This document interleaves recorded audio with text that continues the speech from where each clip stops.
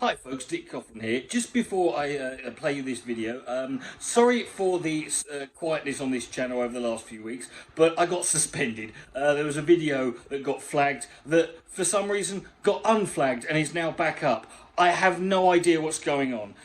So that's just a precursor before this video. Also, there was a load of videos on the subject of this video, Dave Rubin, that I uploaded, that I sort of released all at once, that you may not have seen, of me trying to watch Dave Rubin's stand-up. There's like 6 videos, so if you missed them, go check them out. Other than that, thank you very much for staying around. Thank you very much for watching. If you enjoy this video, please give it a like, subscribe if you're new, and if you want to support me, it would really mean a lot to me. You can go to my Patreon and support me for as little as $1, and you'll get some, you'll get previews of videos coming up, some exclusive content, and all that. Other than that, enjoy this video.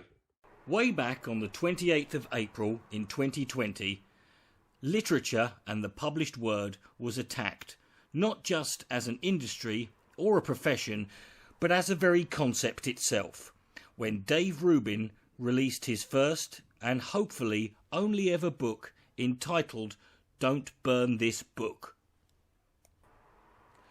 The response from the general public was, to put it kindly, mixed. Rubin's fans and supporters gave it glowing reviews and 5-star ratings, whereas everyone else seemed to think otherwise. Of course, Rubin himself and his fans claim that all the negative reviews are not legitimate, because they were all written by Dave's haters and trolls. And apparently these haters and trolls included such literary critics from liberal publications like The Spectator, Jacobin and Business Insider, just to name a few. I myself uploaded 2 videos last year attempting to convey what an unmitigated pile of pinworm-riddled horseshit this book was, and whilst I did not fail, neither did I feel I had fully succeeded.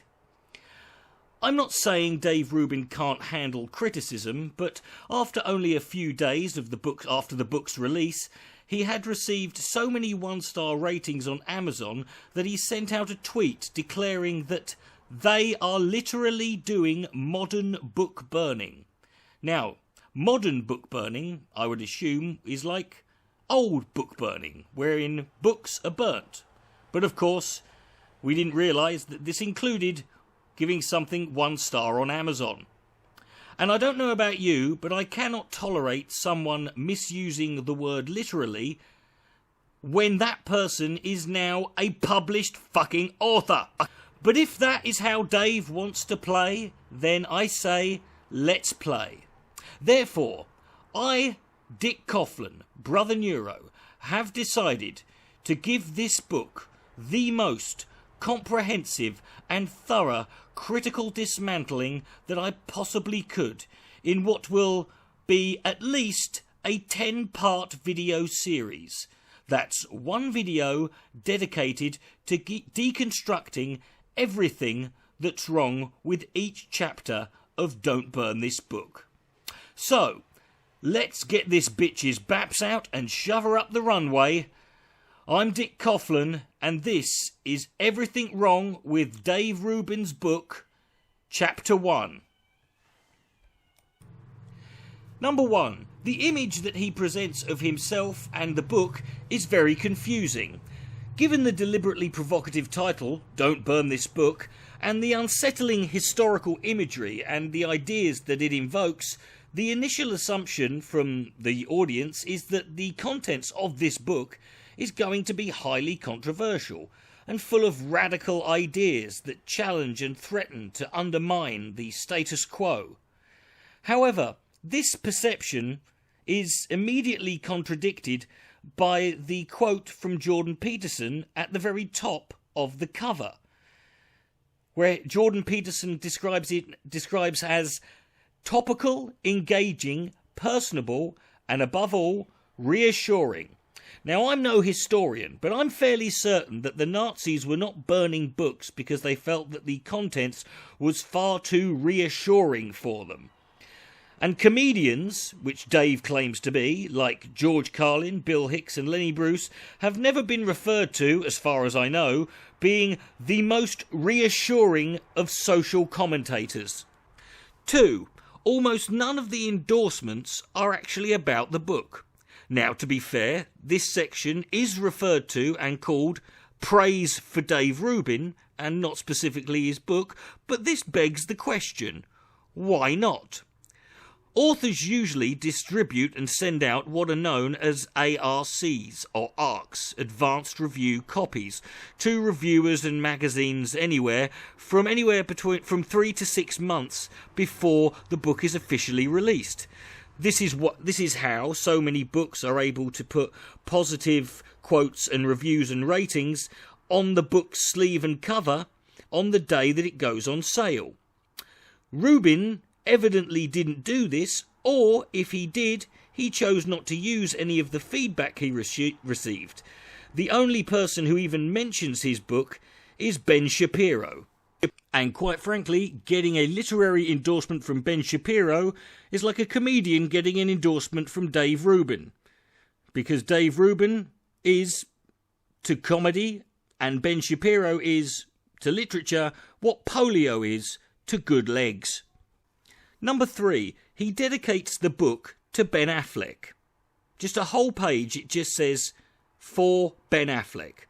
The bizarre reasoning for him doing this will be addressed later in the book, and we'll deal with that when we get to it. But even if I understood and accepted why he did this, that wouldn't completely justify making Affleck the sole dedication. Most people, in their first ever published book, would use this page as an opportunity to pay tribute to those who had supported and helped you achieve a level of success high enough to justify you writing a book in the first place. But Dave would much rather waste this opportunity on a futile attempt to troll Ben Affleck, who I can guarantee you has no idea that this dedication, this book, or even Dave fucking Rubin exists. Number 4. He openly admits in the first line to lying/deceiving his publisher regarding what the book was going to be about. The opening line of chapter 1 is, the original title of this book was Why I Left the Left, which would apparently tell the story of Dave's, quote, political evolution, unquote.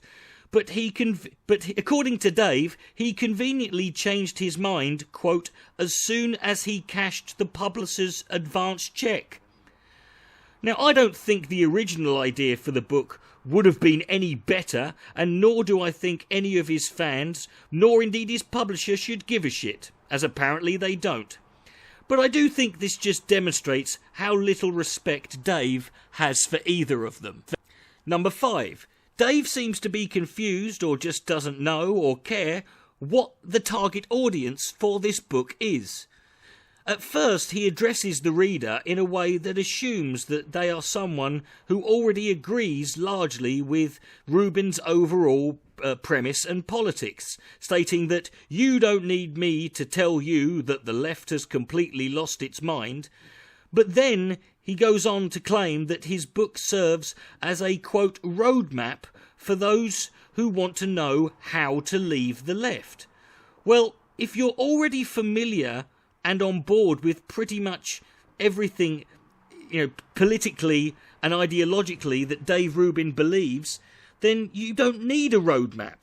All you need to do is just admit it. Stop being a bloody coward. Number 6. He immediately builds his first of many leftist strawmen.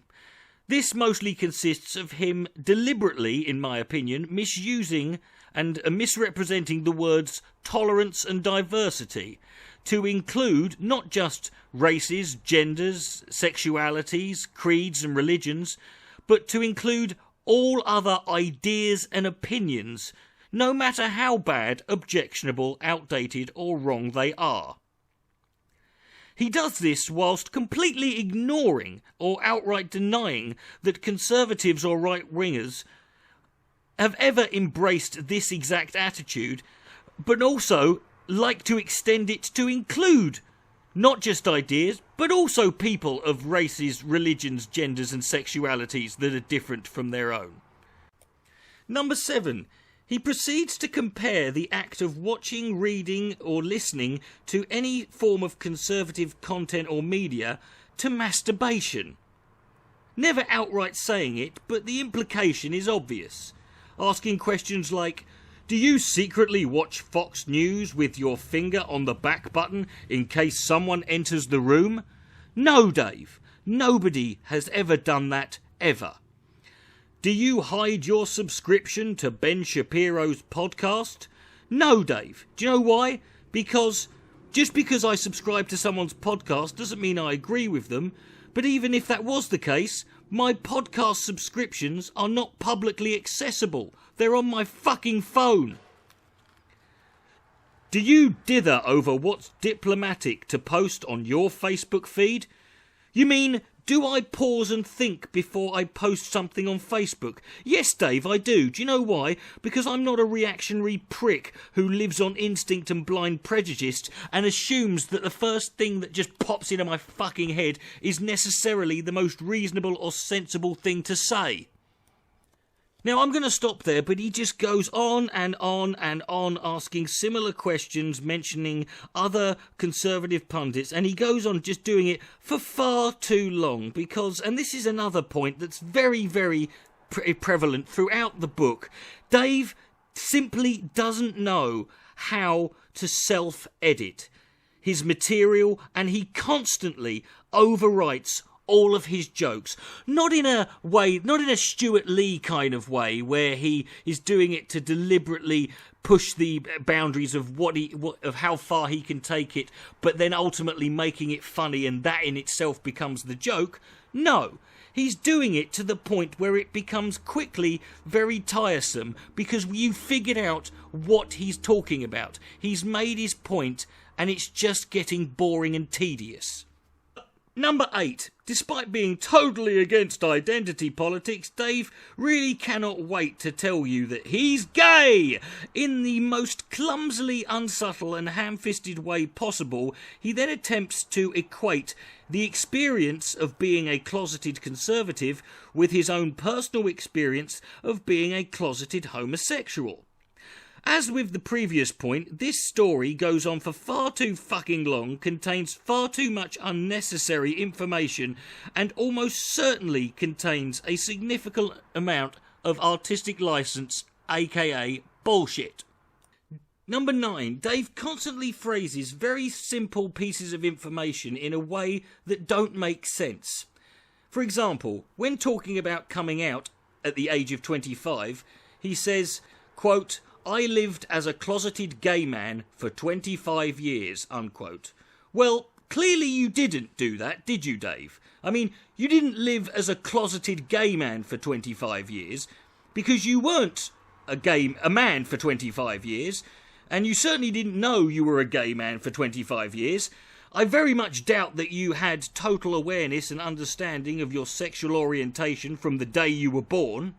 And this might seem like nitpicking, but this is a book Dave claims to have spent many years writing and working on, and stupid little mistakes like this are a sign of a very lazy writer who just doesn't care. Number 10. Dave recalls the only useful thing his therapist ever said to him, and inadvertently reveals something quite disturbing about himself.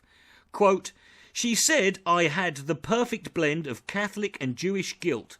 The first is giving a blowjob and feeling bad over it, while the latter is giving a blowjob while worrying what your mother will think. Now from this we can confidently deduce that up to this point in his life, whenever Dave had given someone a blowjob, he did so while spending an undisclosed amount of time thinking about his mother. Gross. Number 11. Dave cannot make any cultural reference or comparison without immediately sounding like some out-of-touch boomer or some patronising millennial. I don't know whether he expects his audience to have no understanding of any films that have ever been out ever, but he turns into a walking version of that Steve Buscemi meme saying, "How do you do, fellow kids?"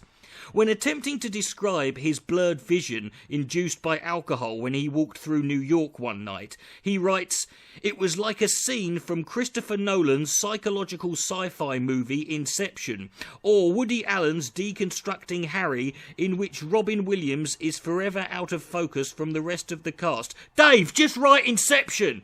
We know what Inception is! Fucking idiot. Number 12. He has a habit of constantly pointing out when he makes a joke. I counted 3 times within the first 2 chapters that he makes the exact same joke, putting in brackets after a sentence, pun intended. Right? Now, how many other comedians have you ever seen who do this? 13. I can only speculate when it comes to determining how much, if any, of Dave's coming out story is true, but as the old saying goes, I would bet my bollocks to a barn dance and the top 80% of my cock that this part is complete bullshit. The first problem in telling the story is that he telegraphs the first section of it so much that you can see it coming before he even reveals it. After explaining that he moved to New York in 2001, the next sentence begins, "One day in early September." Now, I'm sure you don't need me to remind you what significant historical event took place in New York in early September of 2001. Dave then confirms where this story's going by saying, quote, "I began to hallucinate. I thought the buildings on both sides of the street were shaking," unquote. These alcohol and weed-induced visions that Dave saw, which would ultimately lead to him coming out later that evening, all took place on the 10th of September, 2001. 14. Dave then takes his narcissism to a whole new level. He describes waking up the next morning, seeing the live footage of the Twin Towers, and his first instinct was that this was in some way a consequence of him coming out the previous night. And as ridiculous as it sounds, I will say this, it's no more ridiculous than many other 9/11 conspiracy theories I've heard. In fact, I'm considering starting the Dave Rubin Truther movement, where basically the whole thing was Dave's fault, and if he'd stayed in the closet, it wouldn't have happened. Who's with me? And number 15, at the end of this chapter, chapter 1, he says, "This book is your 10-step guide for political authenticity." He then proceeds to list off and summarise the next set of chapters from 2 to 10, which for those of you who are in possession of a normal set of hands and are hopefully not from Norfolk, will be able to work out that this means that Dave's 10-step guide only has 9 fucking steps in it! That's the end of Everything Wrong with Dave Rubin's book, Chapter 1. My name is Dick Coughlin, Brother Neuro, and thank you for listening. If you enjoyed this, please like and subscribe, and please support me on Patreon, and I'll be back when I can with Chapter 2. Good night, may God be less. Where there's no sense, there's no feeling.